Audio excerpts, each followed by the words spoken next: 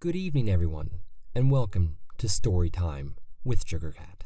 Tonight, in the fitting mood of Halloween, we will be reading The Raven by Edgar Allan Poe. Once upon a midnight dreary, while I pondered, weak and weary, over many a quaint and curious volume of forgotten lore, while I nodded, nearly napping, suddenly there came a tapping, as if someone gently rapping at my chamber door. "'Tis some visitor," I muttered, tapping at my chamber door. Only this, and nothing more. Distinctly I remember it was in the bleak December, and each separate dying ember wrought its ghost upon the floor.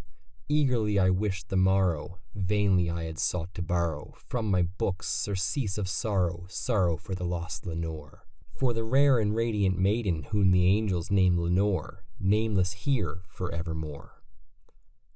And the silken, sad, uncertain rustling of each purple curtain thrilled me, filled me with fantastic terrors never felt before, so that now, to still the beating of my heart, I stood repeating, "'Tis some visitor entreating entrance at my chamber door, some late visitor entreating entrance at my chamber door. This it is, and nothing more." Presently my soul grew stronger, hesitating then no longer. "Sir," said I, "or madam, truly your forgiveness I implore. But the fact is, I was napping, and so gently you came rapping, and so faintly you came tapping at my chamber door, that I scarce was sure I heard you. Here I opened wide the door. Darkness there, and nothing more."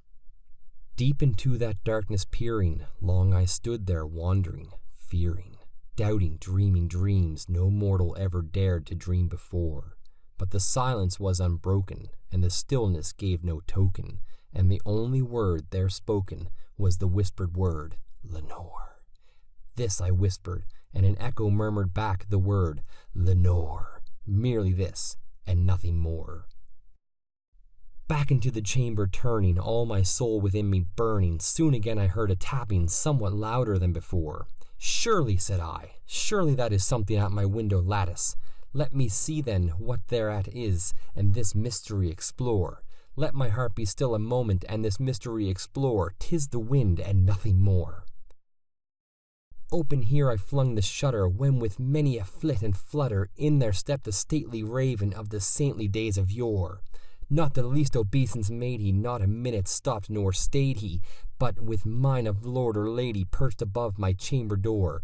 Perched upon a bust of Pallas just above my chamber door, perched and sat, and nothing more. Then this ebony bird beguiling my sad fancy into smiling, by the grave and stern decorum of the countenance it wore. "Though thy crest be shorn and shaven, thou," I said, "art sure no craven? Ghastly grim and ancient raven wandering from the nightly shore, tell me what thy lordly name is on the night's Plutonian shore." Quoth the raven, "Nevermore."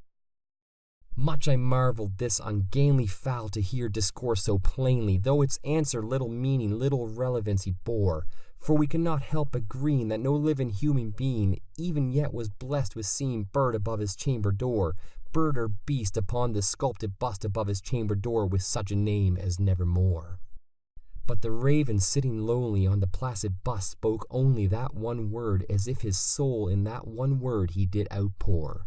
Nothing further than he uttered, not a feather than he fluttered, till I scarcely more than muttered, "Other friends have flown before. On the morrow he will leave, as my hopes have flown before." Then the bird said, "Nevermore." Startled at the stillness broken by reply so aptly spoken, "Doubtless," said I, "what it utters is only stock and store, caught from some unhappy master, whom unmerciful disaster followed fast and followed faster, till his songs one burden bore, till the dirges of his hope that melancholy burden bore, of never, nevermore." But the raven still beguiling all my fancy into smiling, straight I wheeled a cushioned seat in front of bird and bust and door. Then upon the velvet sinking, I betook myself to linking fancy onto fancy, thinking what this ominous bird of yore, what this grim, ungainly, ghastly, gaunt, and ominous bird of yore meant in croaking "Nevermore." This I sat engaged in guessing, but no syllable expressing to the fowl whose fiery eyes now burned into my bosom's core.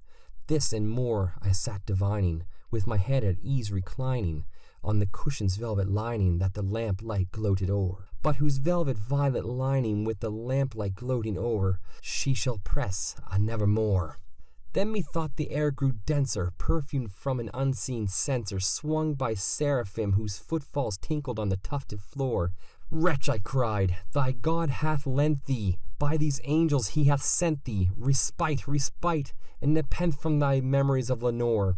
Quaff, oh quaff this kind nepenthe, and forgot this lost Lenore. Quoth the raven, nevermore. Prophet, said I, thing of evil, prophet still if bird or devil, whether temper sent or whether tempest tossed thee here ashore, desolate yet all undaunted, on this desert land enchanted, on this home by horror haunted, tell me truly, I implore, is there balm in Gilead? Tell me, I implore. Quoth the raven, nevermore. Prophet, said I, thing of evil, prophet still if bird or devil, by that heaven that bends above us, by that God we both adore, tell this soul with sorrow laden, if within the distant Aidenn it shall clasp a sainted maiden whom the angels name Lenore.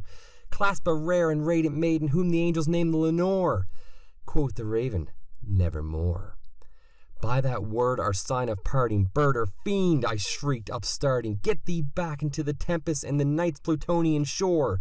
Leave no black plume as a token of that lie thy soul hath spoketh.